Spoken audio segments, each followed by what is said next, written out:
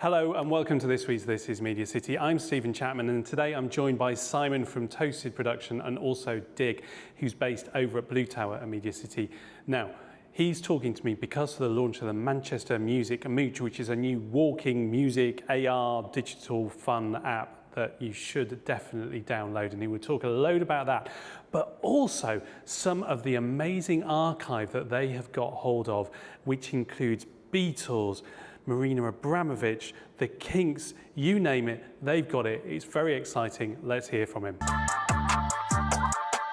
Well, thank you for joining us on this week's This is MediaCity, Simon.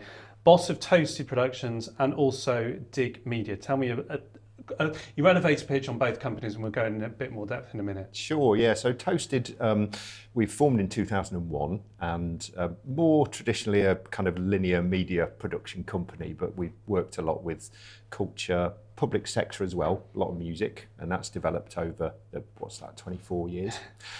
Dig is more based around, that's a company limited by guarantee, so really more around social value, cultural content, and a lot of archive that we have as well, and we like to work with new tech and sort of cross-fertilise between both. Fantastic.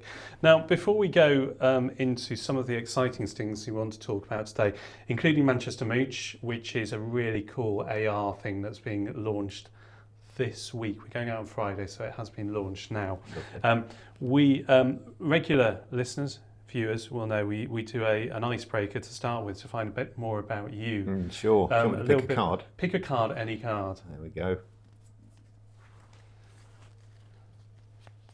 Well, it's not there anymore, actually. That'd be the Roadhouse, probably. What's that one? Sorry, favourite venue in Manchester. Favourite venue I should have read that first, shouldn't I? Yeah. The Roadhouse in Manchester. Yeah. That was a really cool one, wasn't it? It was just going down those steps into the, and it was always quieter than you thought it was going to be with the bands, but some amazing bands in there. There really were, and it was an incredible, grassroots is a bit of an overused word, but it was an incredible place for that, and it really felt intimate along with, a lot of the artists that were playing there. We worked there a lot with Fat City and Grand Central Records. Famously Elbow played some of their first gigs there and also collected glasses. That gives you some idea of the kind of community around the place and the way, everyone was there to help one another and have a lot of fun. Yeah, and that was just off Piccadilly Gardens, basically, wasn't it? It was. Yes. It was so central and it was so nice. Yeah. Yeah, I think it shows a lot about my purely must be poor taste in venues. The Roadhouse has gone, one of my favourites. Yeah. My absolute favourite was the Boardwalk. Oh, Absolutely yeah. Loved the Boardwalk. Yeah, of course. The balcony on the top. And they used to play in between acts. They used to play previous acts that played there, so you had a live music from the thing. I thought that was very impressive. A lot of good basement venues around though, really, and they come and go. The Music Box, which you may remember, which is now Tesco, of course, had some great nights. Right, I'm going to give you another one. Cool. Sorry. That's all right. You're trying to take as many as possible. You just.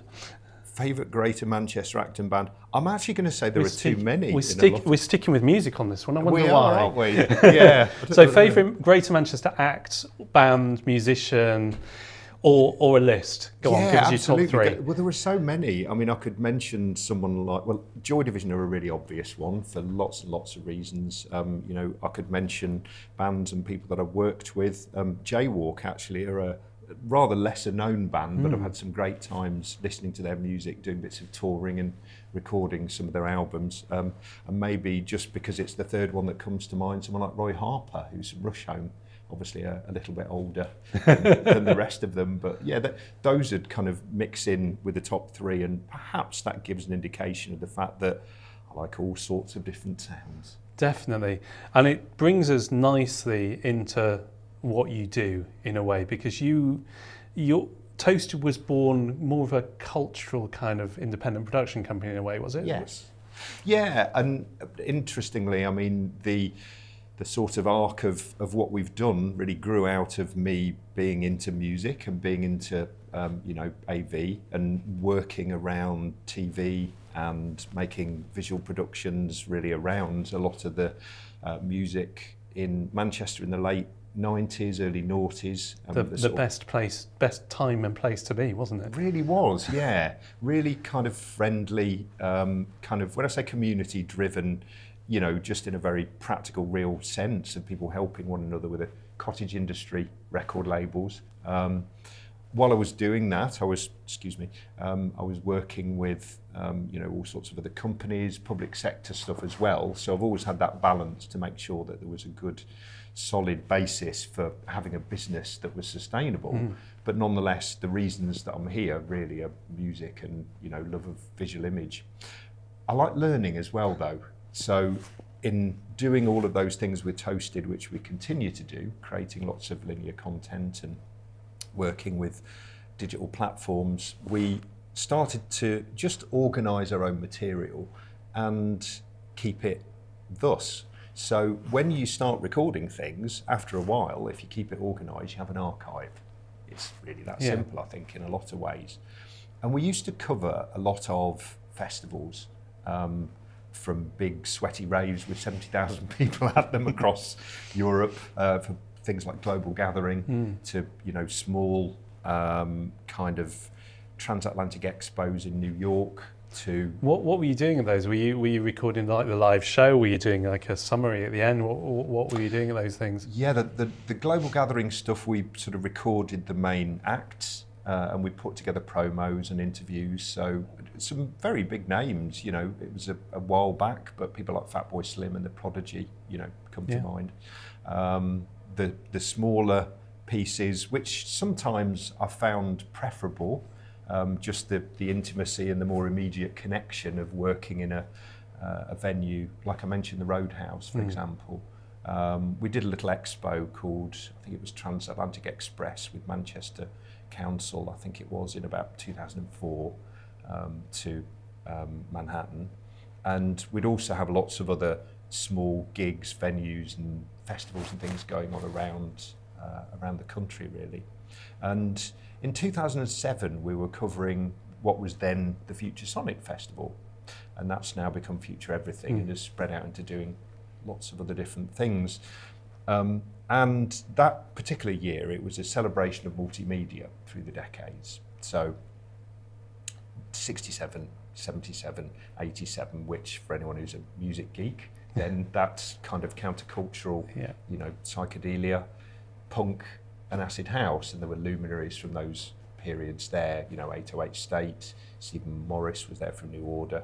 Oddly, I think that very same year the krautrock band Faust were there too. Oh, really? Which was fabulous, and we got to know them and ended up working with them over the longer term, which was quite mind-blowing in all sorts of different ways and very inspirational. But we also met a guy, because there was a lot of stuff around the 60s counterculture, you know, sort of echo at the time, like Barry Miles, Paul McCartney's biographer, John Hoppy Hopkins, who did a lot of sort of fixing, shall we say, particularly around London in the 60s for things like the 14-hour Technicolor Dream, the UFO Club, which, if anyone hasn't heard of those, look them up. Yes. Fairly pivotal. Yes.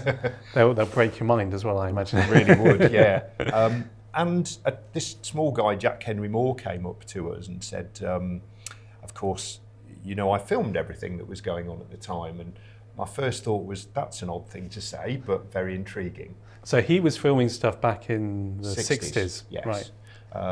And literally was, I think, one of the first sort of independent users of video equipment, because video was invented, I think, around the mid-50s, so that people didn't have to record live shows. And then, of course, as time went on, people realised very quickly I could edit it in the same way that with audio. When TV started, they didn't bother recording it because they thought, well, it's just a thing that happens and then it's gone.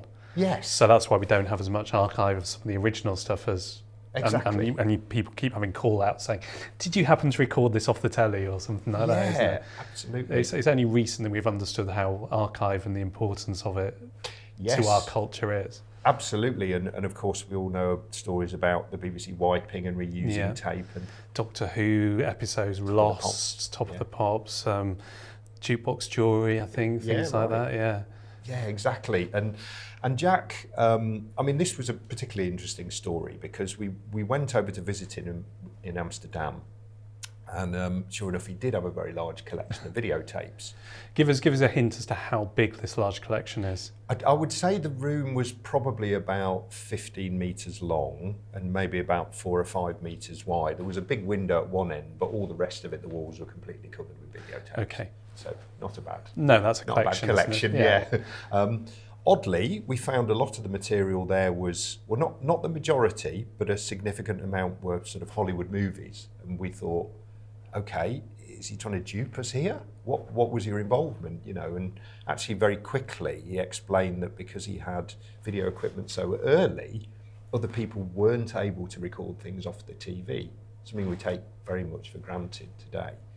That allowed him to record these movies and then put events on in coffee shops and other locations. And so do showing of the... Exactly, yeah.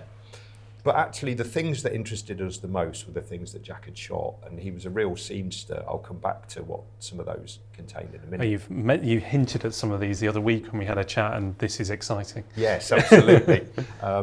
And he'd worked a lot through London, moved to Amsterdam and a lot of places. He was an old hippie in a lot of ways and didn't really care too much for money. He did some stuff with UNESCO, insisted on being paid in cash, and on more than one occasion, and a few people have verified this, he would have a bag of cash with tens of thousands of dollars in. And on one occasion at least, he left it in a phone box and never got it back. So that gives you a little indication. But we worked with Jack off and on for a few years. He died sadly in 2014, and I was heading up from London to Manchester at the time on the train. We hadn't heard from him for a bit, and I saw a post on social media just saying that the people that were looking after and supporting him couldn't really afford to keep his archive supported anymore, which made sense. You know, when there's someone there living with it, then obviously there's every necessity to help them. And I kind of thought, well, okay, I don't think throwing it in the canal was the best thing to do with it, which was what they'd mentioned. So when I got to Manchester, I rang them. We recognised one another, and I flew over at the weekend. Saw, sure enough, all the stuff was still there, and we spent 2 or 3 months discussing what we might do with it. And then about 5 days before New Year 2015, they rang and said, look, the bailiffs are going to come around and get this pretty soon, so you better come and get it, or it's going to get complicated. Yeah. So we hired a 7.5 ton truck, drove from London to Dover, up to Amsterdam, filled it full of 4 or 5 tons of videotape and equipment, and then in a... Because you presumably, when you were filling the truck, you've got no idea what's on these tapes. It might have stuff on the spine. Yes. But it could be anything on there. That's an interesting point, because we were luckily able, by the tape formats, to be able to figure roughly the chronology. So things that were shot on reel-to-reel tape largely were from 1969 to 1975. We knew Jack had shot them himself. He was very good at labelling. Oh, good. Yes, huge advantage. So if Jack wrote something on the label, you tended to know it was there. However, he didn't always log everything, which meant we had lots of good surprises in terms of what else might be there as well. As we were looking through the material, I mean, there was a pile of gay porn there about the size of a washing machine. Right. Which we didn't bring with us. No. that would have been an interesting conversation as you were crossing in your massive van full of stuff. Yes, certainly, you know, coming back, I mean, we were concerned enough as it was about going through customs, not because we were doing anything illegal, but because we had all these tapes in the back, and really we hadn't viewed many or any of them. So, you know, the question of what's in the back, sir, probably would have been met with a kind of, I'm not quite sure, actually. But luckily, we got through okay, and I can still, you know, vividly remember going up the hill at Dover and kind of checking the mirrors and thinking, have we made that? We, at the end of a kind of 40-hour stint of sorting all this out, got up to Salford, split some of it between our office and the cellar of a friend, Tim Duncan, who we still work with, and then spent the next few years kind of categorising, and we got some small lottery grants to help us sort the material out so we could start to digitise it and make a little promo. You mentioned next few years. That shows how big this archive is, doesn't it? Yeah, there are about 4,000 tapes. Okay, of different formats. Yes. And a friend, John Coley, who actually is a very talented Mercury-nominated musician, as well as the BFI's reel-to-reel specialist, has told us it's the biggest reel-to-reel collection he's seen by orders of magnitude, certainly in this country. But bringing that back and some of the stuff that is on the spines there, I mean, the first thing Jack shot was John Lennon and Yoko Ono at the Albert Hall, a hippie happening called the Alchemical Wedding. That was interesting. I mean, they essentially got on the stage, climbed inside a giant white bag, stayed there for about 40 minutes, climbed out again, and that was that. Okay. And is this stuff that's probably not been seen before then, presumably? Because if he was he's the only camera operator there. Exactly. So this is super rare material. Exactly, yeah. Some of it we've digitised and done a variety of things with, and you can see that on our dig.media website and on other parts of YouTube. We've got things like the Who live at the Isle of Wight, Bob Dylan at the same gig. Jack worked for UNESCO, so there's some really intriguing stuff from Filipino war games in the early 70s to the Gambia National Dance Troupe. Salvador Dali in 3D in his house in Paris with naked Italian Vogue models in the background. Obviously. Yes. And a huge amount of additional material from gay culture in Amsterdam in the 70s, loads of music, performance art from people like Marina Abramovic, Bob Marley. There's so much. I'm not so old, but I don't have enough life left to watch it. And what we're doing with it is really using it as a resource, a rich thing to mine to help tell stories in different ways. Jack very much wasn't so much doing old stuff at the time. It's easy to think that sometimes when you look back, but video was new. He was cutting edge, wasn't it? Because he was the only person with that kind of technology. Absolutely, yeah, and that enabled him to have insights and access to things like, I mean, we've got another lovely hippie happening on Primrose Hill from 1969, where there were people just dancing around. My friend Jeff Dexter was sort of coordinating them all. He was a DJ through the 60s, worked with John Peel at a club called Middle Earth. But if you were doing that as part of a TV show or a corporation, you just would not have the same trust and access to these sorts of things. I mean, it looks lovely. It's the kind of thing that you see nowadays all the time because of the technology that's available. But yeah, it's fair to say that although there wasn't quite so much interviewing and verbal stuff, that Jack was very much a sort of one of the first vloggers because he had video. He used that in a way that people weren't using Cine at the time. He did a lovely little time delay piece on the Champs-Élysées in the Sony offices in Paris, where you would look at yourself on a screen.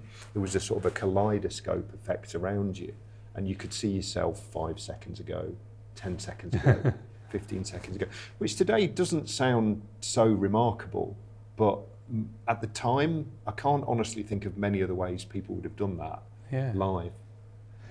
So when you go through all this archive, and I'm going to get onto the one where you saw Abbey Road written on the spine of one in a minute, but is it you're just constantly watching, oh my, what? Or is there an element of research going, that must be important, but I don't know who it is, because or is it so well labelled you kind of know what you're getting next? Bit of both. I mean, one example of that, the Primrose Hill piece I was talking about there, we figured an image through Jeff Dexter actually, because he was very good at IDing these things, but Linda Lewis, the 70s singer, was there just messing around, and we wouldn't necessarily have spotted her.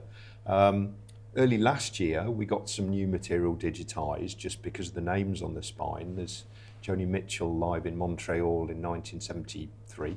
That's lovely, and she was debuting a couple of tunes that her and her archivist didn't know had been recorded. Oh, really? At the time. I don't mean it had been recorded illegally. No, but they just didn't realise, forgotten, Similarly, Lou Reed in Paris in 1973 what a live wire he was. Yeah. And it's easy to think of Lou Reed perhaps in later years doing things like songs for Drella or stuff after that, but of course, you know, there was a whole different life before that kind of material. And yes, there's lots of additional stuff, you know, from the Kinks. We've got members of the Beatles.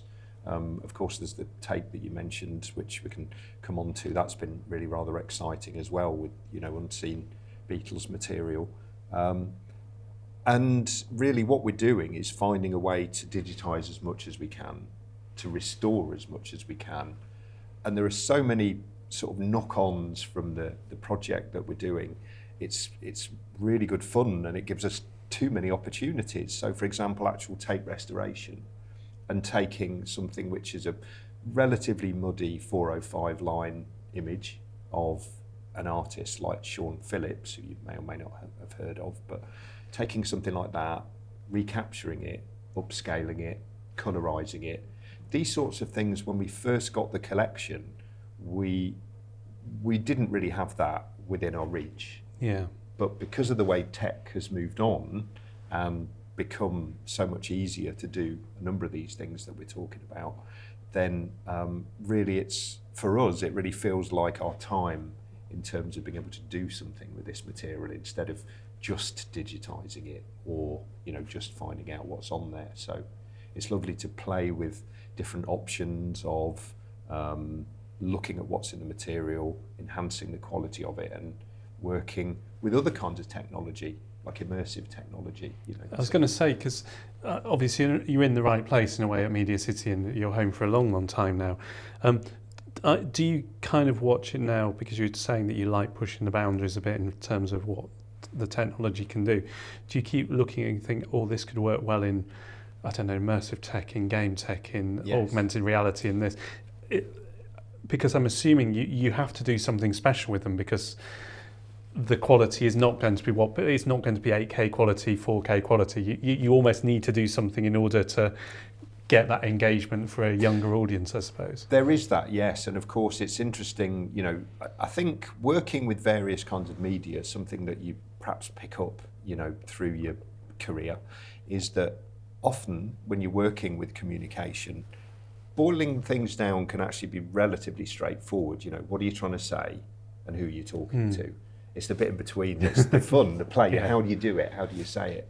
And I think it's really good to pick up that, you know, one of the best ways of communicating with people is through a means that they're used to, straightforwardly. So if you look at something like Peter Jackson's They Shall Not Grow Old, I don't know if you remember that at all, but, you know, beautiful restored material from World War One.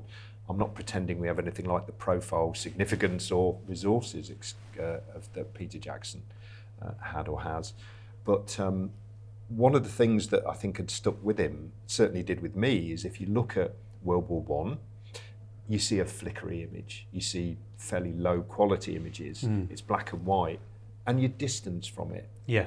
You're not really connected in that sense of not so much being able to empathise, who'd want to empathise with such a terrible thing in a lot of ways, but really understanding it. And it has the block, it has the wall in a way, doesn't it? Because you're not looking at yourself in a mirror almost, because you're thinking, oh, it's history. Yes. And the moment that you start thinking it's history, you're not kind of as gauged as maybe you would be if, oh my God, that feels like now. Yes. Like with Lou Reed and people like that, they are so exciting. They could exist now and blow you away still. Absolutely. You kind of want to have that excitement for the next. A bit like Nirvana, when you play them, A Young Person Smells Like Teen Spirit, and they look at the video and go, oh my God, this is amazing. When did they do this? Yeah. And they think it's going to be like last month. And yes. actually, no, it's... Yeah, exactly. And I think that, again, with the Peter Jackson analogy, of course, what he'd done was taken and, you know, sourced and restored the quality of film, which was running at a much sort of different frame rate to today. So it was quite flickery. One of the reasons that when you look at old film footage, I'm sure you know, it looks speeded up because they run it at the same frame rate. So they'd interpolated the frames, so the image was smoother. They'd upscaled it so that the resolution was higher. they'd colorised it using some incredible means, which included looking at the obviously things like skin tones, but also uniforms and other reference points that you could pick up on. Some of that I think is a little bit like witchcraft, but it looks really stunning, isn't it? Yeah, really is. And also, of course, with the audio, they got lip readers to look at the things that people were saying, sourced where they were from, let's say Lancashire, and then overdubbed them in the right accent. And what that does is it takes a flickery old piece of footage and then it shows it to you in a medium that you're used to viewing. So perhaps the connection is stronger, and maybe you understand looking at this that the people you're looking at were just like you in a lot of ways. Now, that I think maybe illustrates the way we are thinking about this, but it's nice to be able to take this media that we have and upscale it and restore it and build it into lots of different kinds of ways of showing it to people, be that immersive or actually sometimes fairly straightforwardly web, video. We have other projects in development that we're working with which are even more immersive and looking at being able to create 3D from some of the media that we've got too. And that's very achievable, especially with, lucky us, some of the partners that we have, universities. Yeah, because you work closely with the University of Salford, we I do, think. yeah. And MITI have helped you out. Yes. And a few others, haven't they? And the council, I think, as well, haven't they? Absolutely, yeah. I mean, it's such a crucial part of working, really, and we enjoy it because we're all quite different in the sense that universities can really drag the process of something down if you're not careful and you get caught up in that admin. But if you can get good people to work with who can make decisions, you can move as quickly as a small company needs to. We've got some lovely people. Sam Ingleson in particular at the University of Salford has been outstanding through our sort of projects, but we train a lot of people at the university as well. Salford Council, Paul Dennett's been an advocate of ours. We've worked with him over the years, he's great. Even for things like the current projects, MDM Archive and what they bring in terms of Manchester's music history's great. I mean, I could obviously talk for quite a while, but they're key to the business. Now, development of that. Earlier on you mentioned Peter Jackson. You also mentioned the Beatles. Peter Jackson obviously did that amazing Disney Plus. He did. Didn't he? When you get a tape in this massive collection you've got, which has Abbey Road written on it. Yes. How exciting, does that feel? Are you nervously putting it in thinking this might not be Abbey Road? Or is it the first one you go, right, we've got to see what this is? That was intriguing, yes. So we had, exactly as you say, a tape with that written on it. Now, luckily, Jack had digitised a bit of it. We knew he knew the Beatles. We knew that he claimed that they'd given him some equipment. And so we thought, have we got here some unseen footage of the Beatles at Abbey Road? And after a while, we managed to find the recording that he had of it, the digitised piece. And I looked at it and it was really poor quality, really poor. I mean, that's one of the things about the collection we have. We have the ways to make it enhanced, make it look really good.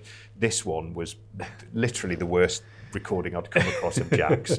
I mean, he'd recorded something off the telly with his camera. And what year are we talking? 60s TV? 69. Are we? Yeah, so it was a 1969 TV, so take that quality of the TV production as well. Exactly. And what we had there was, I mean, the programme was late night lineup, which was, colour TV was just being sort of pushed out in the UK at the time. I think I may be wrong here. It might have been a 525 line broadcast, which basically means high resolution. In colour, Jack had no means of recording the programme, so he'd taken his 405 line black and white camera, stuck it in front of the TV screen, and recorded what was going on it. It was covered in bad reception static and a whole bunch of other things besides. And I think even for parts of it, it looked as though some of the image may have been cropped. So we just thought, oh, okay. And how disappointing was that? Well, there's so much additional material. We just thought, well, we've got loads of other stuff. But anyway, there was another this story doesn't end here, does it? Not at all, no, because I was intrigued to find out what it was. if nothing else. And I looked through that particular week around on the internet to see what I could find. Really not much, if anything. And then I came across a forum, the Steve Hoffman forums, where a thread had been dedicated to this particular programme. So I read through it to find out about it and understand what it was.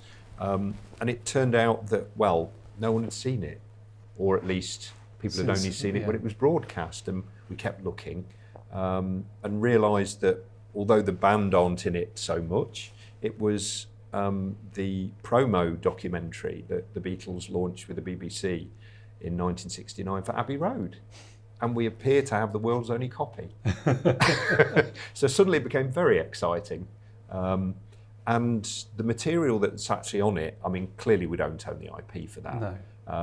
But the material that's actually on it is really quite intriguing. And as a cultural artefact, what they'd done, because the band was splitting, I imagine they didn't particularly want to do much PR at that time. And as far as I understand it, there was a bit of a short timeline that they had to get something out in time for the album, for when the album was released. So as far as I understand it, they approached the BBC. They knew Late Night Lineup and Colour Me Pop. They liked the format. They understood that it was in, the tone of it was really good. And so they approached Rowan Ayres, who, I don't know if you know Kevin Ayres from The Soft Machine. He was also a solo singer. It was his dad. Right. He was a producer at the Beeb at the time. And they'd made essentially a half-hour cut of abstract music visuals taken from found sources from all over the place to make a video album. And I may be wrong, but I don't think anyone else had done that at that point. MTV was, 12 years later? Yeah. 11 years later. And I don't think anyone else probably could do it at the time, in the sense that they had the resources. They could go to the Beeb at very short notice and say, hey, we've got something we want to put out on your schedules next month or the following month. It's a beautiful piece, actually. I mean, the music helps. Yeah, that would be a bonus, wouldn't it? Yeah. So what can you do with that then? Or can you not? I suppose it has to go to Apple and da da da da. I've had a conversation with Apple about it. It was a few years ago now. What we figured the best thing to do is restore it in actually a bit of an old school way, because we've got all the sync points. We know where much of the material was sourced from. Oh, I see. Okay. So if, for example, we've got, Octopus's Garden, which uses some old silent movie footage from about 1911, I think, or thereabouts. It's out of copyright anyway. Yeah. It's easy to source, and we can just find the same cut points and just on the timeline and recreate it. Some of it needs a bit more work, but essentially we're recreating the programme as it looked originally. And at the moment we're looking at perhaps having a sort of a private screening, because of course it's not something we have any rights to do publicly, and using that opportunity to be able to show off some more of the exciting material I've mentioned as well. We've gone down the archive rabbit hole, which was always a danger here. Yes. But the reason you're here really is because there's something exciting happening which will be popping up all over Greater Manchester. And if you've got your mobile phone, your camera, you should be looking out for Manchester Mooch. Manchester Music Mooch. Manchester Music Mooch. That's right. Do they need to download an app first? Yes, it's really easy to find. So if you look on the manchestermusicmooch.com website, you can download the app from there. And why do they want to download it? One, because it's a lot of fun. I think that's one of the main reasons. What we did was we developed this kind of approach initially through a project we'd worked on in London, in Camden, in the sort of 2019, the Music Walk of Fame, working with some of the augmented reality around there. That was relatively straightforward. We were working with a partner called Arcade, who we still work with.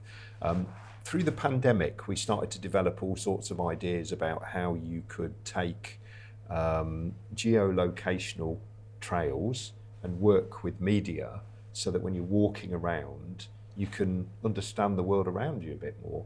And a lot of this comes from the fact that I walk a lot, and particularly around urban areas. And if you walked around Salford and Yes. MediaCity recently, you would have seen Echo, Echo Salford. which, if you haven't done already, are they still out there? I think They they are. aren't they? There's one, if you're at MediaCity, there's one just kind of on the first grey pillar of the big screen bit, isn't there? Which I think, I'm trying to remember who it is now. Is it Mark Radcliffe appears on He your... does. There you And are, Total Recall. Well done. So basically, you have an augmented reality presenter yeah. who tells you what is happening at that space there, isn't it? And then you can go around and follow others. So with the Manchester Music Mooch, clue probably in the title. Yes. What's different in this? Well, a few things. One, the location, Yeah. of course. So what we've done is we've taken 5 grassroots locations around the grassroots music locations, I should say, around the city centre, which, I mean, big names, clearly Oasis are one that are hitting the headlines at the moment, but there are many who, you know, sort of don't need the limelight so much. I'm not saying they don't justify it, you know, music's a very subjective thing, but really for us, the exciting thing often is going to venues like the Roadhouse and just having that connection and fun, you know, in a rather different way to doing it with a big stage. And a lot of those environments and communities produce all sorts of successful artists. Because I mentioned them, Oasis are perhaps one really good example of that, you know, playing their first gig with Noel, at least, at the Boardwalk. Yeah. That's on the Mooch.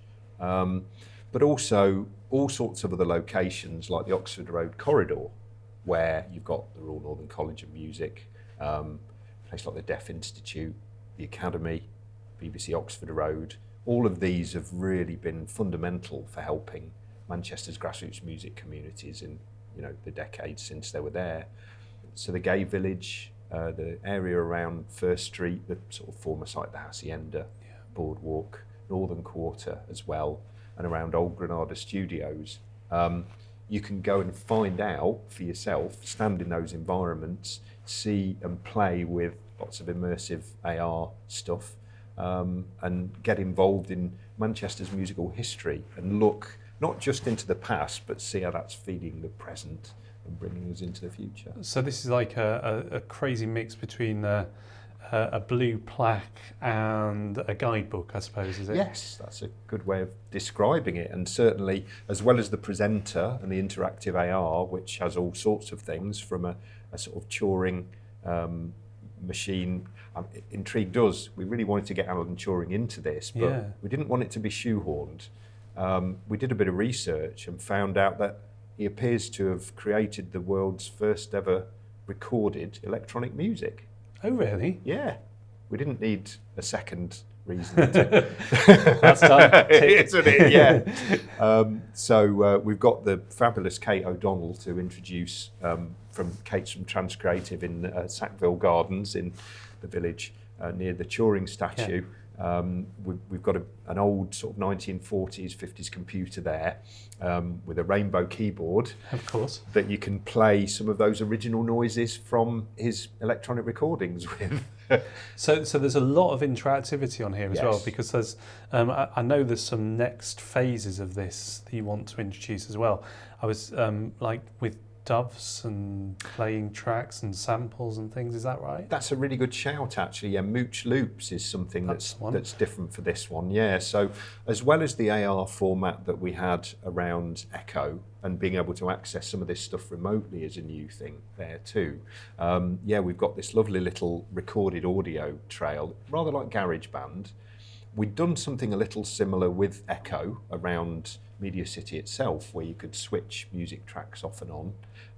We worked with the musician James Dobbs to create that. But with this one, it's taken on a little step further in that you go to different locations, collect an audio loop. Absolutely, some of them are created by Doves, others by John Coley, and other artists as well. And then you can fill up a mixer with all these individual loops in, switch them on and off, create your own mix and share it. Brilliant. And all of this is brilliant because it combines with Manchester Live 25. Yes. That's right, isn't it? Manchester Live 25, obviously, in relation to Oasis and everything else, there's a lot of music stuff going on across Greater Manchester. So this is quite an exciting thing to be involved in for you. It really is. And what's particularly good about this, because Manchester City Council have been really supportive of us with this, they're great, really good, responsive, and doing things with the right spirit of grassroots music. In the sense of just being very supportive and listening a lot. That goes on Live 25 for a month or so, but we'll be here for much longer. So actually it's nice to be involved with that initial noise and coverage, but also to be able to have something which is much more sustainable and something that we can build on, take this around different areas, have new sites in the city centre, work with new artists, work with, I'm not so keen on the word metaverse, but something of an ecosystem around this as well, so that people don't necessarily have to come to Manchester. We'd encourage them to, obviously, but they can take things away afterwards as well. So to us, really, it rather feels like a very nice forward step with a long-term vision that we've got. Wow. This has probably been the most Googleable podcast we've done so far. People are going to be listening to this. Right, what was their name? What was their name? What was their name? But in order to find where to mooch to, that's on the website, so they can go on to the website. It is manchestermusicmooch.com. So if you go on there, have a look at where you can start your journey from and then flow around Greater Manchester. Yeah, obviously please do download the app. It's completely free and you'll see on there a map with the locations. You don't have to do them all in any order. You can come back and do some one day, go back and do some another day, and you'll have things you can take away and play with you when you go away as well. And lots of exciting archive to look forward to as well. Thank you ever so much for coming on to This is Media City. And this is 39 Pictures production on behalf of MediaCity and in partnership with the University of Salford, and the talented graduates from the University of Salford are all the people behind the scenes running all the production. And we'll see you next week when we have Jason Spencer, who's the Business Development Director of ITV, and we'll be talking loads of stuff about advertising and the future of what's coming next in ITV. The production team are Meg Bond, Tegan Easton, Akila Hewitt and James Young.